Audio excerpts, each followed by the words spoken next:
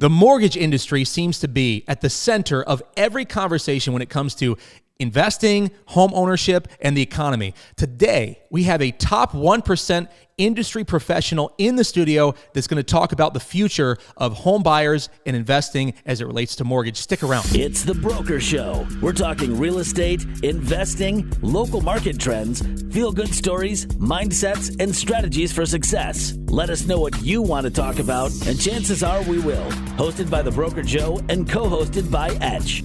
All right, it's The Broker Show. Welcome, everyone. We are back, and today I feel so lucky. I have one of my local heroes, someone that I've been working with for better part of a decade.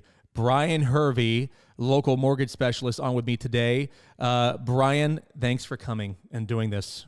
Thanks for having me. I've always watched the show, and I think it's fantastic. All right. Well, thanks. We have a good time on here. Yeah. So Etch is back there running things, making faces, trying to distract me. But we're gonna see if we can get through it without him, breaking us up too much. So, oh yeah.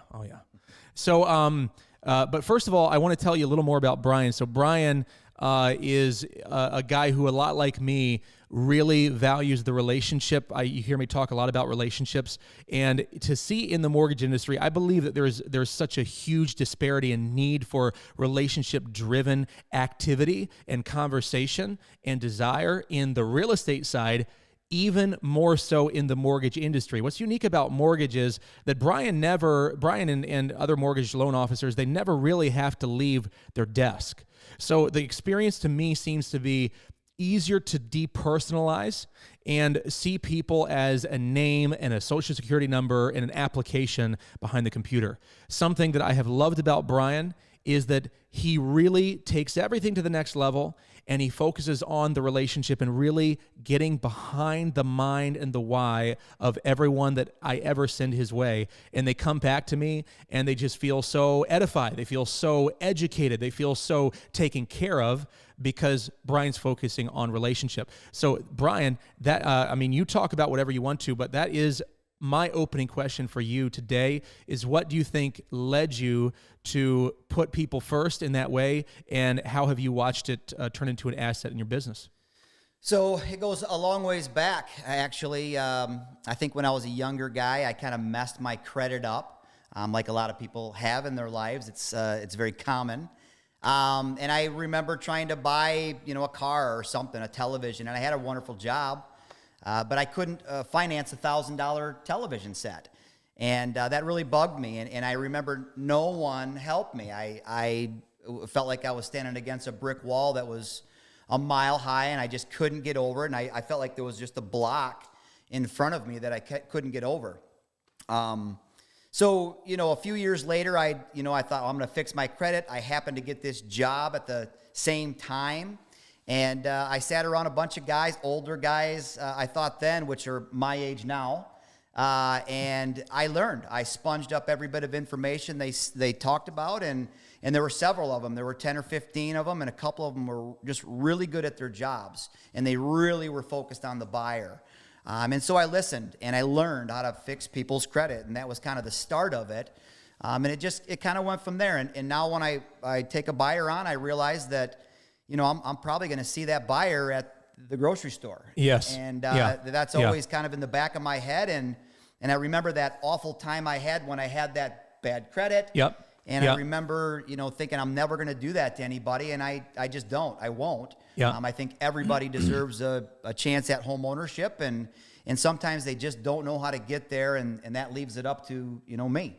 So, and that's a really, really good point. So your personal experience created an empathy in you for others that were going through the same struggle, the same the same lack of knowledge, and we see that so much. It's actually really frustrating that kids can go through school and even higher education, college, and come out and not have a clue of how to handle their money. That's correct. And it happens all the time. Anyone who's in our industry as an agent or a mortgage officer or an investor has probably experienced this on a personal level and had to learn the hard way, right? So learning the hard way really makes you appreciate the lessons learned and in this case can really give you compassion for other people that are going through the same thing. People listen, they love the information, and I would say 80% of the population just adore the information. They take notes, they write it down, and some of them hold on to those notes for their kids. You know, I mean, it's that valuable. Exactly. So as it relates to relationships with agents, I know that's something that you have also valued, and it's the dream of every mortgage officer, I would say, forgive me if I'm wrong, to have great relationships with great agents, right? Just simply put.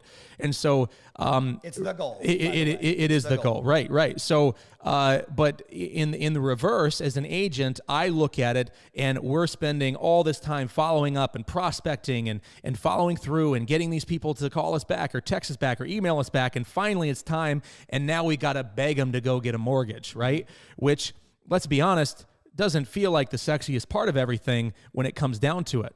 But it has to be done. Right. But it's really not. It has to be done.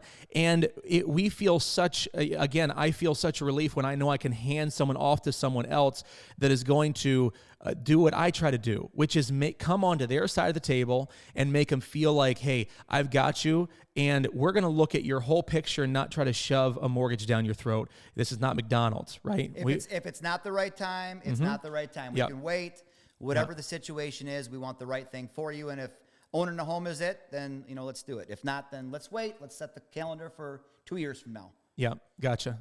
A little later, Brian, I'm going to have you go on public record stating who your favorite realtor is. So, no, I'm just messing. I would not do that to you. Oh, man. No, Brian. So let's talk about the mortgage industry itself and all the time you spent in it.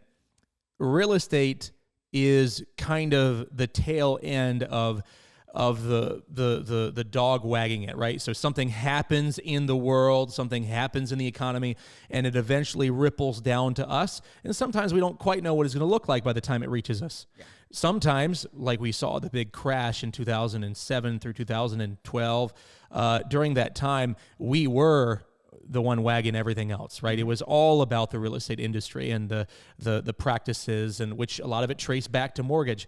So, but when I look at your industry, I see a lot of what may feel like, whether it is or not, maybe for someone else to judge, but knee-jerk reactions that directly impact you. You wake up today and you go, oh my gosh, wow, here's this new policy, here's this new shift.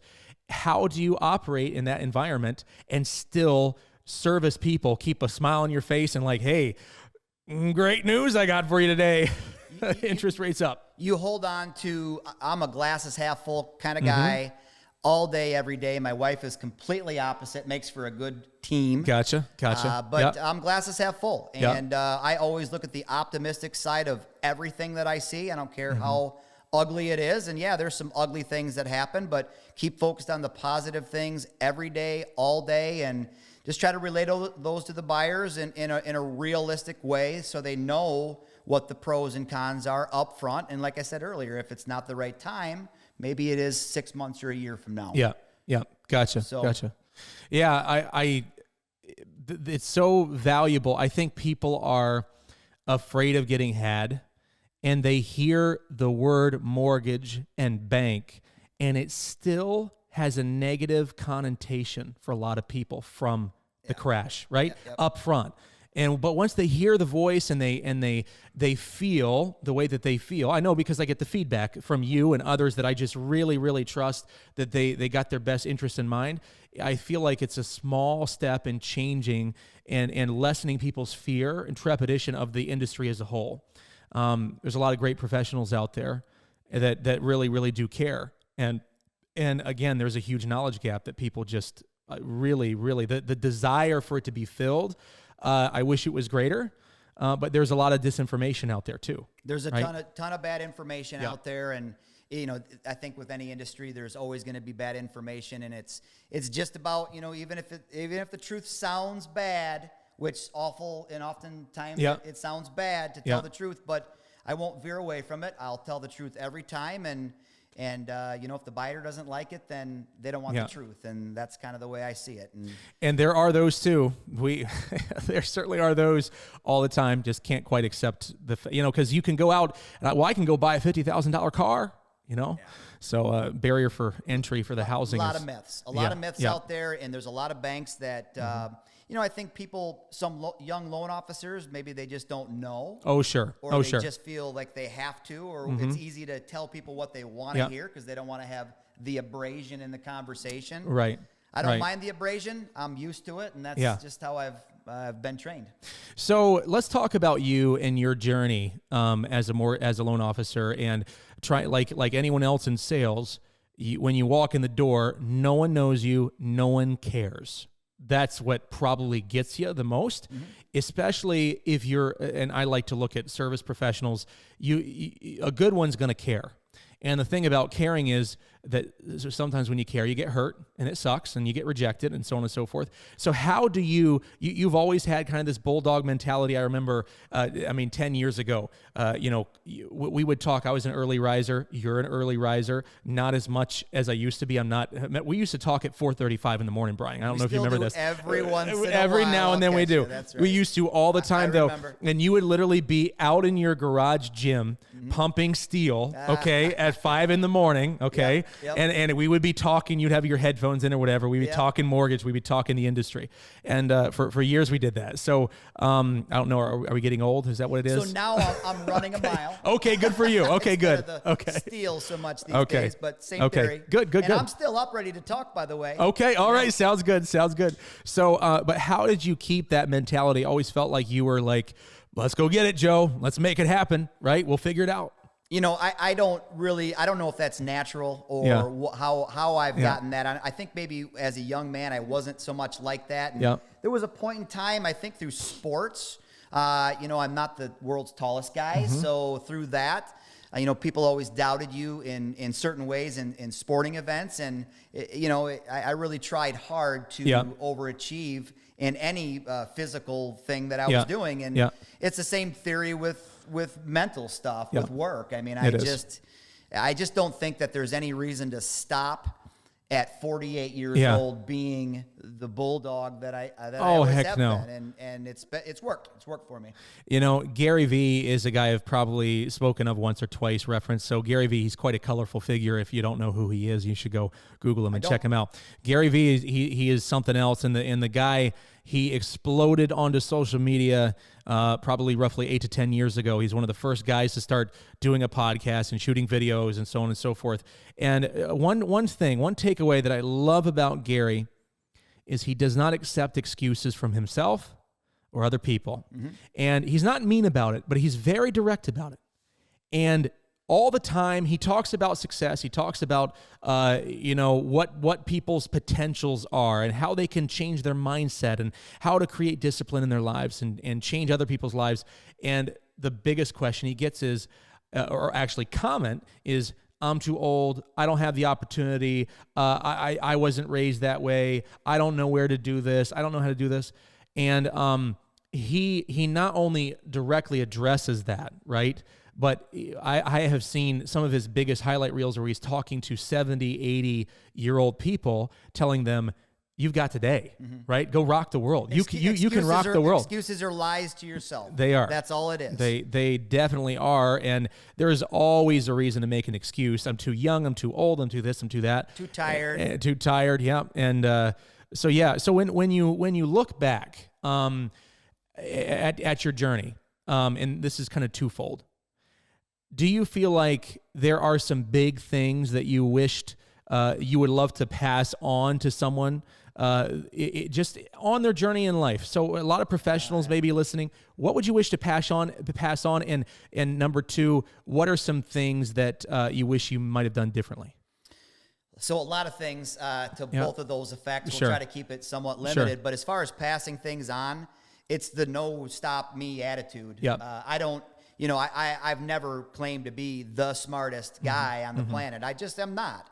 And that's okay, but I'm determined. I learn everything that I need to know about what I'm talking about. Yep. And I feel like I'm informing people, whether it be me being funny or me being, educational to people. I feel like I'm giving them my best. Yeah. As a friend, as a family member, as a son, whatever the case is, I try to put all of it in there.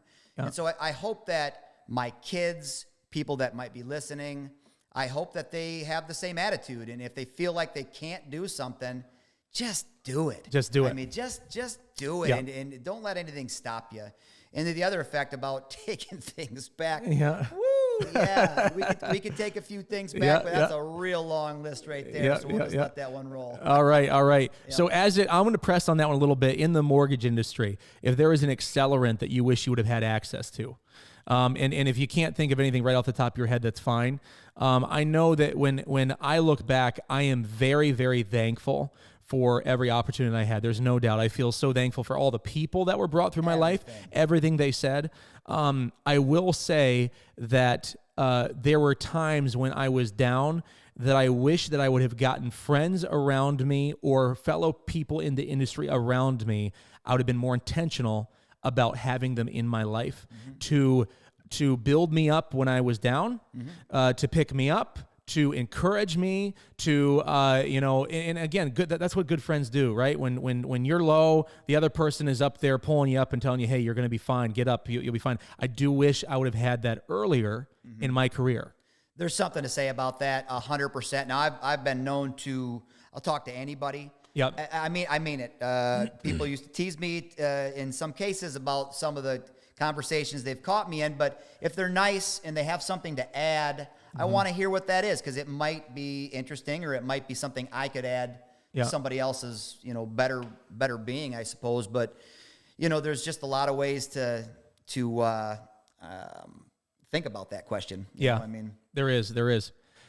Brian. Yes. Thank you. Yeah, you're welcome. Thank you for spending some time down here.